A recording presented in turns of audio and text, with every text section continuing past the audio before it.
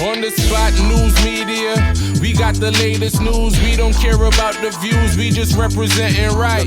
Put local news internationally every night. On the spot, wave that Jamaican flag from left to right. Let's get it right, y'all know the type. We ain't dealing with the hype. We make it take flight.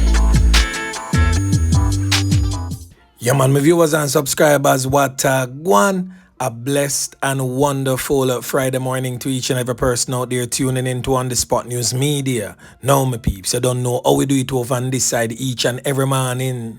We have to give thanks and praise to the Most High Creator for the preservation of life, because life is indeed the greatest. So in the morning, my peeps, I have a few stories to share with you, the regular members of Chan Public and also members of the diaspora. So please like the video, share the video, watch the entire vlog so you can get a full understanding and a better appreciation of everything we are going in Jamaica. So watch your snow, my peeps, to the name of Friday, the day when Mr. Smile pan some of the ones and ones them pocket. So whilst you're out there traversing these streets from Moran Point to Negril Point, as always, my peeps, safe travel, pan the gravel, and continuously look out on the corner, yeah, cause the old dirty corner boy them always out there. Alerts, yeah man. So we're gonna kick off this morning's set of story with some international story. Then of course we're gonna move right on into the local knockings and clappings. Yeah man. So a Jamaican national is behind bars in Mississippi in the United States of America for allegedly trafficking a very large quantity of the illicit greens. So according to a report by the Criminal Investigation of the Pontotoc County Sheriff's Department, a deputy conducted a traffic stop on Interstate 22, and during that stop, more than 715 pounds of the illicit greens and over 26,500 marijuana-infused gummies weighing approximately 440 pounds were seized. Now, Jermaine Barrett, the man in question, the Jamaican man presently on your screen, who is reportedly living in Nevada, was on a work visa. He was arrested for trafficking a controlled substance. Police says that the value of the greens and the gummies are estimated a whopping $2 million United States dollars. It is believed that the illicit substance were being transported from California to North Carolina. No additional information has been provided by law enforcement at this time. So another Jamaican national has found himself behind bars. And probably an a female, probably him just a drive it cross from California all the way to North Carolina for a piece of food. Boy, may I tell my peeps, the thing rough. Now over there in Florida, in the state of Florida, a Jamaican female is presently behind bars and police are looking for her man. So the charge in question is said to be that of child abuse.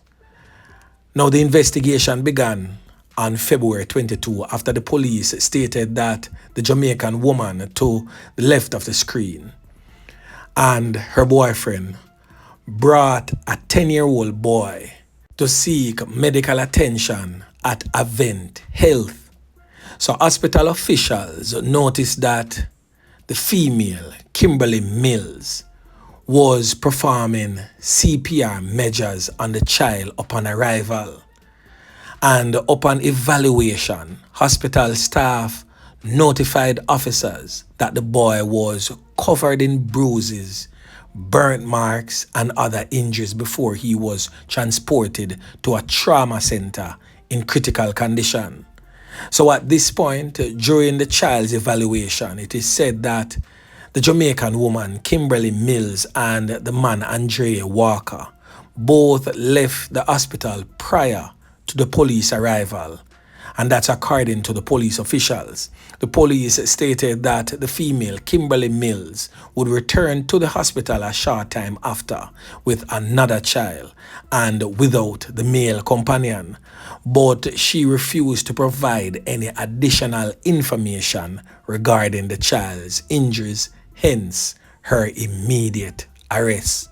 Boy, may I tell you, wickedness increase.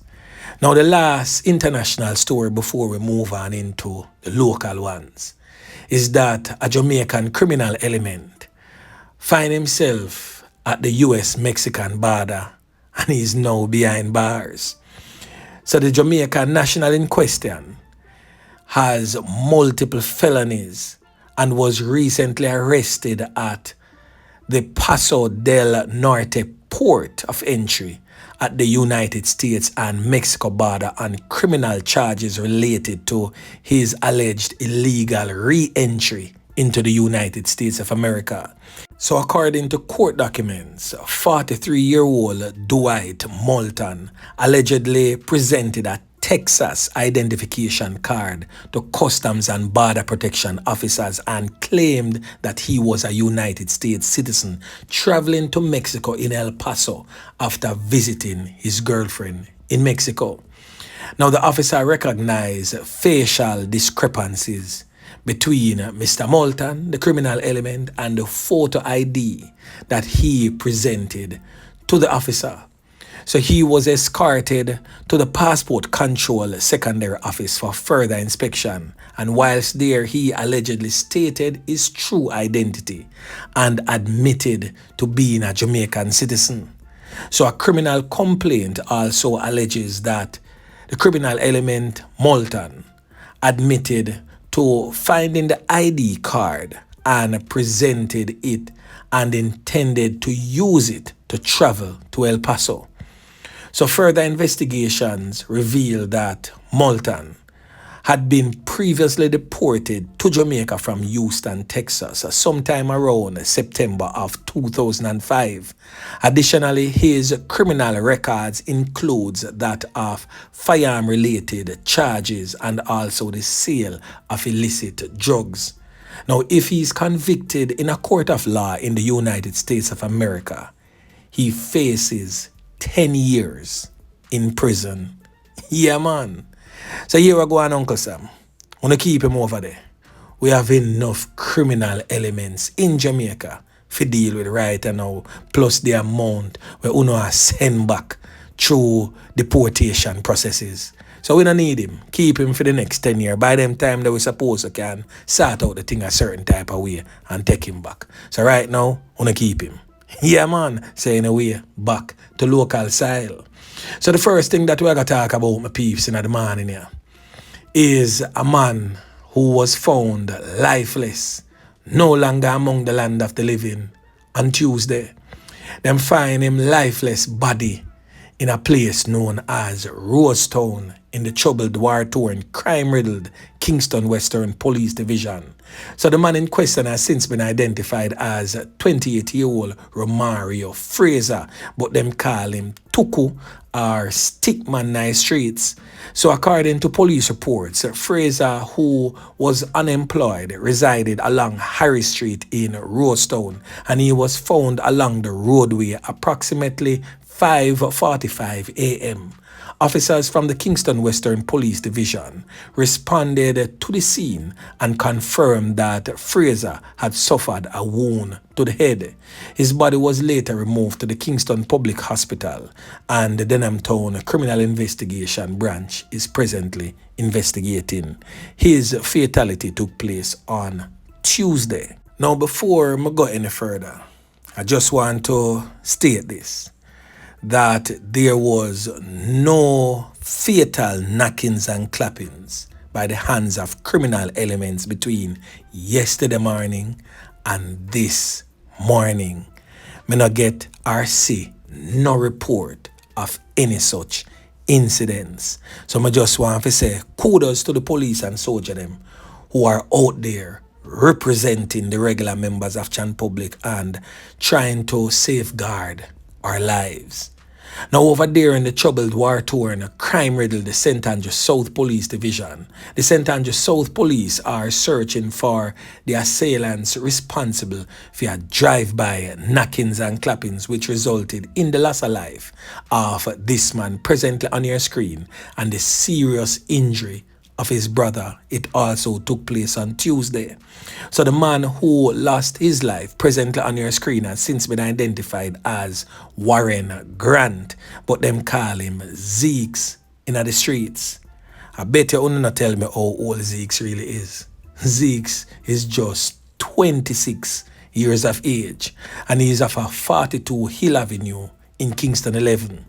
Now, his 35-year-old brother was hospitalized, suffering from some whole heap of corner wounds all over the upper body. Reports reaching on the Spot News media would suggest that sometime around 3 p.m. on Tuesday, the brothers were at 46 to 50 Cinnamon Crescent in Olympic Gardens when they were conned up and injured during a drive-by knockings and clappings along the roadway. Both were assisted to the Kingston Public Hospital where it is said that Warren Grant was pronounced you know what and his sibling hospitalized in serious condition. No motive has been established in regards to that particular incident, but the Hunts Bay Criminal Investigation Branch is probing that particular matter. Now we see where JFJ and Indicom is saying that every day when the police them go on operation, Smaddy lose them 3 pints. Well, I guess it is not necessarily entirely true because we see where the police them go on some raid in a Constant Spring and also in St. Elizabeth and has recovered weapons and nobody lost their lives. So live rounds seized inside the parking lot of Manor Center Shopping Mall in Constant Spring and also a loaded firearm was seized along Red Hills Road are the successes coming out of pre-dawn operations conducted by the security forces in St. Andrew Wednesday. So the joint police military exercise, which got underway in the wee hours of the morning and which were the second series of operational activities so far this month in the St. Andrew North Police Division, took place in the areas overseen by Grand Spen and Constant Spring police stations. So on February 12th, a similar operation was conducted in Akiwak where 30 persons were apprehended and processed. The police stated that 9.38 rounds was seized in Manor Park parking lot Wednesday. And earlier on the said morning, a team of police seized this TP9 Canic 9mm pistol with serial number fixed and a magazine containing 11 9mm rounds. And sad to say, no one was arrested for that particular fine.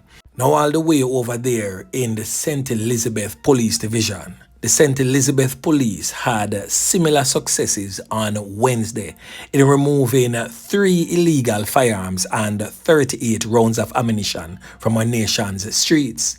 6 persons, including a female, were arrested after the targeted pre-dawn operation in Warminster, that is in Nain, St. Elizabeth, took place. So we're going to hear from Superintendent Coleridge Minto, the commanding officer for the St. Elizabeth Police Division, who said that the weapons were found during the search of several premises. Now listen. Superintendent Coleridge Minto, St. Elizabeth Division. At about 2 a.m. this morning, a team of officers commenced and conducted a pre-dawn operation in the Warminster area. A number of premises were searched during this operation. At this particular location, a thorough search was done of the building. A 9mm pistol was found in one of the rooms. A number of 12-gauge cartridges were also found in a stove inside the house. A further search of this area yielded a Uzi submachine gun that was found under a tree. The intelligence led us to some adjoining premises where a shotgun was found in the perimeter of one of the premises. So far, 6 persons are arrested and will be taken for further processing. This includes 5 males and 1 female. The operation ended incident-free, and the persons who were at this location surrendered peacefully to the police, and so there was no force used. I want to appeal to the citizens and the persons in this parish to continue to support the police. We are resolute in our efforts to continue to go after those who are committing criminal offenses in this parish. And certainly, we're going after those who are part of gangs and those with illegal weapons. Now over there in the neighboring Manchester Police Division, a man who is said to be an high-ranking member of the Spanish Town-based KlansMan gang, that's the Tesha Miller-led faction of the KlansMan gang, was fatally taken out by the police on Wednesday morning during an alleged confrontation with the police near Christiana, Manchester. Now, the criminal element in question has since been identified as 55-year-old Richard Evans, but them call him Richie in our streets. Said to be a mechanic or a bodyman coming from Malistan district near Christiana. A firearm was also seized from his person after the smoke was clear and the battle was won by the police.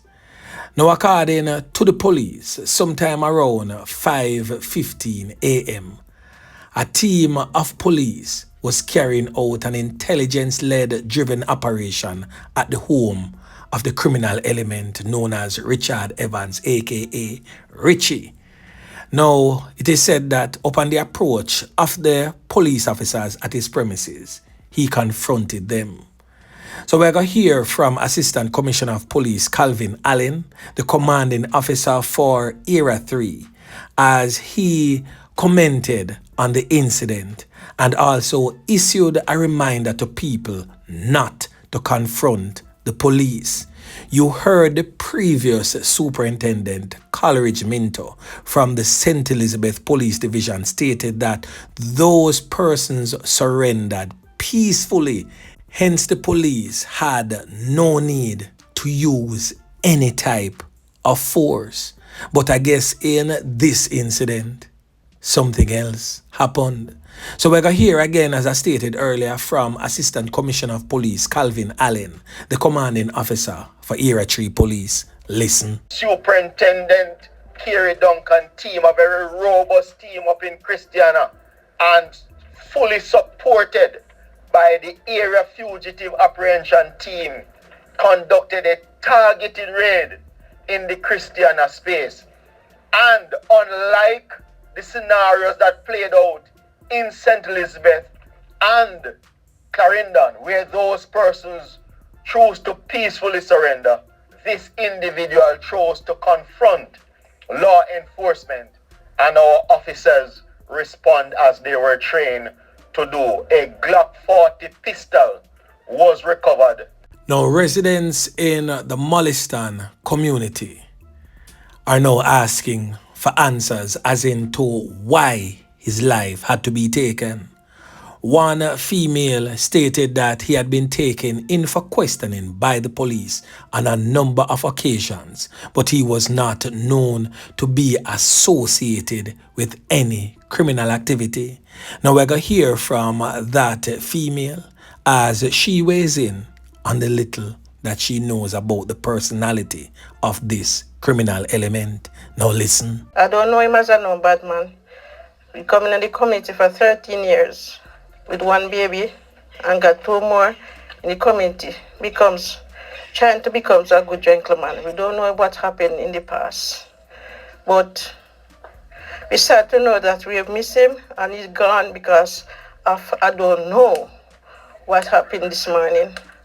And we need to know and we need to hear what's going on because our community is a good community, clean community, not violence. All community people need to know why he was shot because all the while they come and they let him out and take him and carry him back and without no charges and we don't know what's happening. So we need to know what's happening. He's not a warmonger. The community, the people them in try to help everybody in the community. If a problem in the community, in try to fix it with the young guys them. Put even if we vex with each other, in try to put us together. We all in the community are grieving for see what happened to Richard this morning. Even the baby suckling on the breast who know Richard, and if they know that he died, they are gonna grieve. You notice how the female talk? He was a good man. And even if people have any vibes in the area, I'm trying to make peace and bring them all together. And even the suckling upon the breast would grieve if them find out, say, he's no longer among the land of the living. And that is exactly how the regular members of Chan Public would describe they're done. Yeah, man. We can read between the lines, man. We can read between the lines. And you say him coming at the area a couple of years back with one youth get two more, but uno don't know exactly what going on and pass. You know, well, I know. But let's give uno the benefit of the doubt. Say uno never know. Well, this brother here, presently on your screen identified as Richard Evans, is a known high-ranking member of the Tesha Miller-led faction of the KlansMan gang based in Spanish Town. And he is also the uncle of the reputed gang leader, Tesha Miller, who is presently incarcerated. So if you never know, you certainly know now. So anyway, my peeps, the knockings and clappings continues. Now remember to like, share, subscribe to the channel. Stay tuned to On The Spot News Media as I continue to bring you fresh news and updates in subsequent newscast. On The Spot News Media. Yeah, man.